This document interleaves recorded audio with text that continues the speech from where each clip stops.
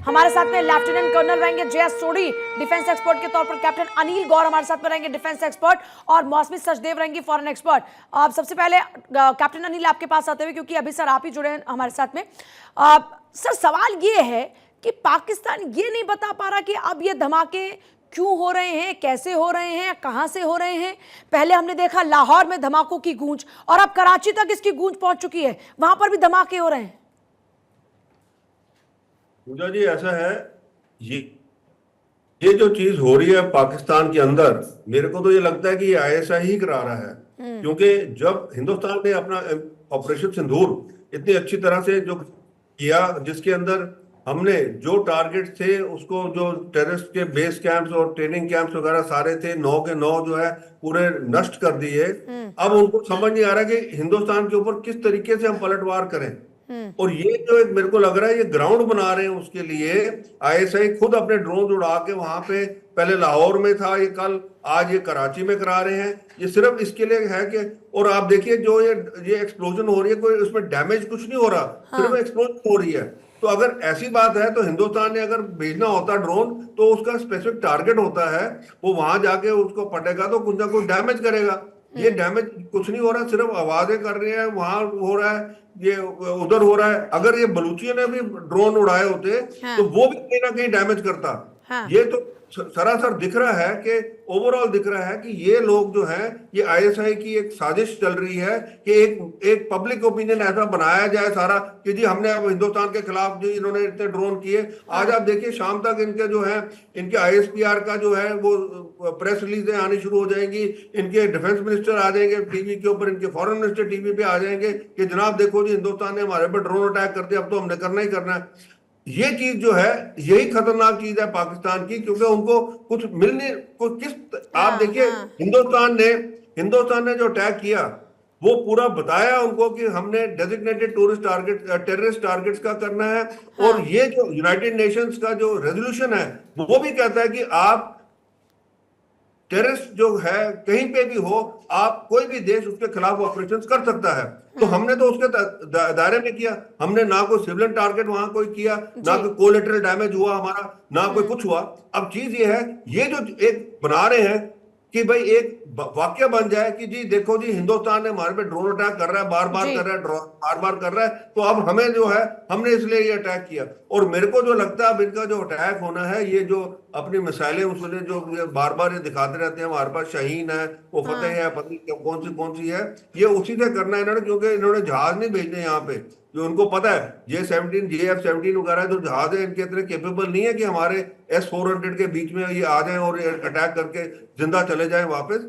तो इसीलिए इन्होंने अब मिसाइल्स का ये अटैक करना है। और उसी के लिए हमें जो है, हम देश में जो है हमारी जो सिक्योरिटी फोर्सेज है, हमारे आर्म फोर्सेज है, हमारा एंटी बैलिस्टिक मिसाइल सिस्टम और एंटी मिसाइल सिस्टम जो है वो भी पूरा का पूरा जो है तैयार है, पूरा का पूरा तैयार है। कर्नल सोढ़ी, सवाल ये आता है कि ये ऐसा जहरीला नाग है पाकिस्तान जो अपने ही लोगों को डस रहा है, ये अपने ही लोगों को डसकर माहौल बना रहा है कि देखिए साहब हम तो कितना पीड़ित हैं, प्रताड़ित हैं, अपने लोगों की जान ले लेकर ये माहौल बनाने की कोशिश कर रहा है।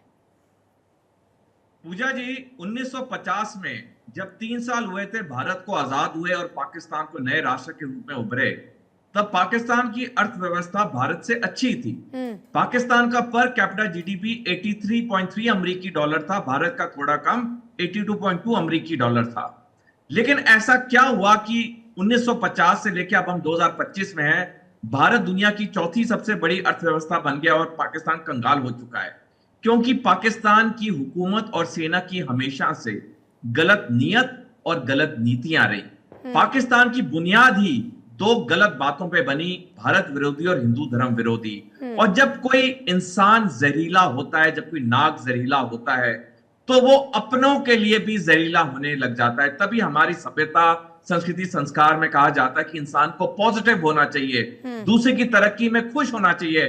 आज मैं, आप, जितने को पैनलिस्ट हैं, आज हम जिस मुकाम में हैं, हमने मेहनत की, हमने तरक्की की, आज हमारा देश जाए, हमने मेहनत की, हमारे नेताओं ने, हमारी सेनाओं ने।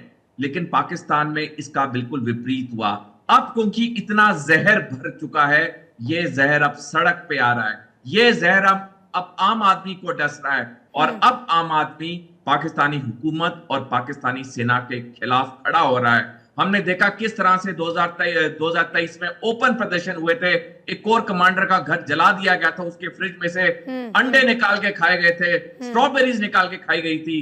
क्या कभी कोई सोच सकता है किसी देश की सेना के अगेंस्ट ये हो? ये क्योंकि पाकिस्तान की गलत नीयत और नीतियां हैं। और मेरे को कोई हमदर्दी नहीं है, मेरी तरफ से तो पाकिस्तान आज डूबे, आज टूटे, जल्दी से जल्दी हो, ताकि ये जो जहरीला नाग है, ये नाग ना रहेगा, ना दिक्कत होगी दुनिया में। अच्छा तो मौसमी, भारत अभी क्योंकि अपनी तैयारी पहले ही कर चुका है और हमारी तैयारी अभी भी लगातार जारी है, ऐसा नहीं कि हम अभी इंतजार कर रहे हैं कि पाकिस्तान का क्या एक्शन होगा।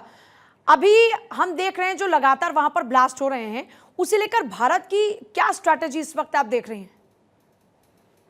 देखिए, भारत का जो भी रिएक्शन होगा वो डिसिसिव रिएक्शन होगा, वो डिसाइड करेंगे। इसीलिए हमारे देखिए बैक टू बैक मीटिंग्स हो रहे हैं, क्योंकि वो जो ऑपरेशन सिंदूर हुआ है वो असेस कर रहे हैं, उसके बाद स्ट्रैटेजीज बना रहे हैं कि नेक्स्ट अगर पाकिस्तान ने रिटालिएट किया तो किस तरीके से। अभी सिक्योरिटी इश्यूज भी आ गए, हमारे बॉर्डर सिक्योरिटी रिलेटेड भी बातें हो रही है। लेकिन भारत को पता है कि पाकिस्तान खुद में कॉन्फ्लिक्ट में फंस गया है अभी, क्योंकि ये जो केओस हुआ है, देखिए लाहौर में बोलिए, वाल्टन एयरपोर्ट में बोलिए, अब कराची में देखिए, ये ना सेल्फ मैन्युफैक्चर्ड केओस है पाकिस्तान का।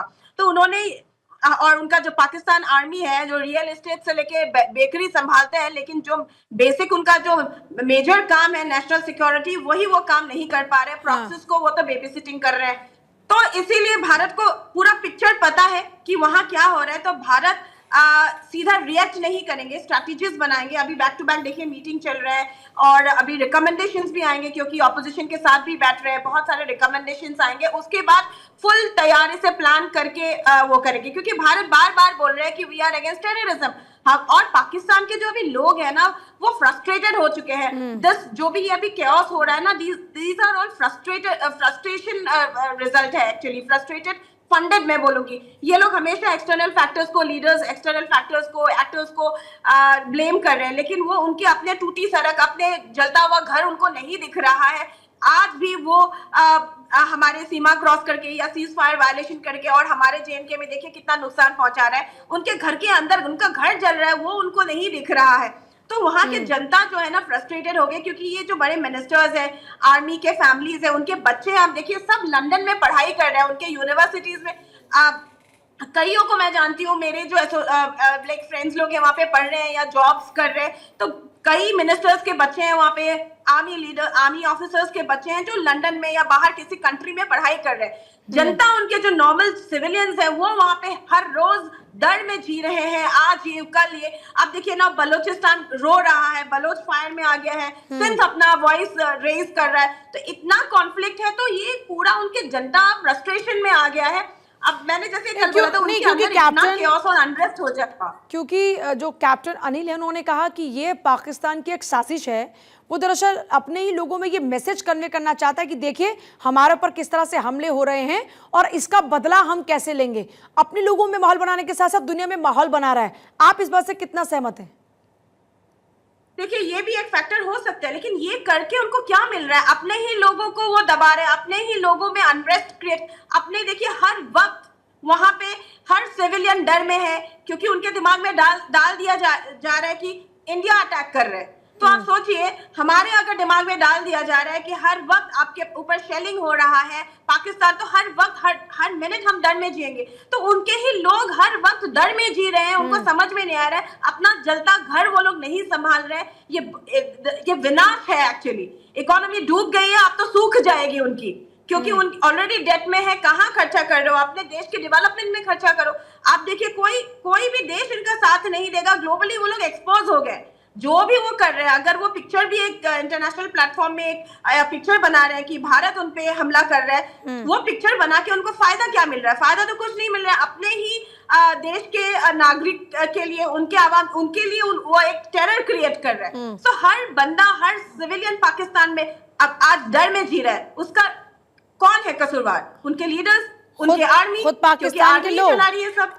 पाकिस्तान के लोग भी जिम्मेदार हैं, क्योंकि पाकिस्तान के लोग ऐसी सरकारों को चुनते हैं और वहां के इस सिस्टम को कबूल करते हैं। और बड़ी बात यह है कैप्टन अनिल, अभी भी वहां के काफी लोगों के रिएक्शंस को सुन रहे हैं। तमाम तस्वीरें सामने आ रही हैं कि कैसे आतंक का अड्डा है पाकिस्तान। फिर भी वहां के लोग आंखें मूंद कर बैठे हैं।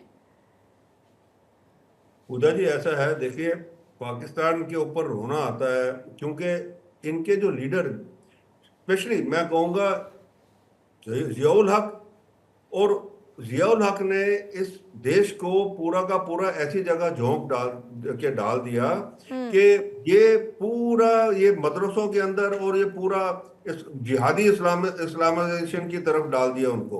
और ये जो आप सोशल मीडिया